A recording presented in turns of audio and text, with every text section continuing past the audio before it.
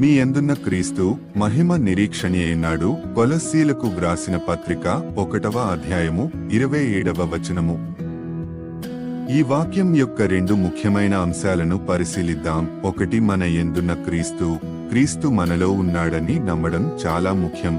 ఆయన మన జీవితంలో ఒక శక్తివంతమైన శక్తిగా నివసిస్తాడు, మనల్ని మార్చగలడు మరియు మనకు మార్గనిర్దేశం చేయగలడు. 2, మహిమ నిరీక్షణ. మనం క్రీస్తుతో కలిసి ఉన్నప్పుడు మనం భవిష్యత్తులో మహిమను పొందుతామని ఈ వాక్యం మనకు హామీ ఇస్తుంది. ఈ మహిమ అనేది ఒక భౌతిక స్థలం కాదు, కానీ దేవునితో పరిపూర్ణ సంబంధంలో జీవించడం, నమ్మకంతో నింపుతుంది. ప్రార్థన. ప్రియమైన దేవా, మా చుట్టూ ఉన్న ప్రజలకు ప్రేమ మరియు దయ చూపడానికి మమ్మల్ని ప్రేరేపించండి.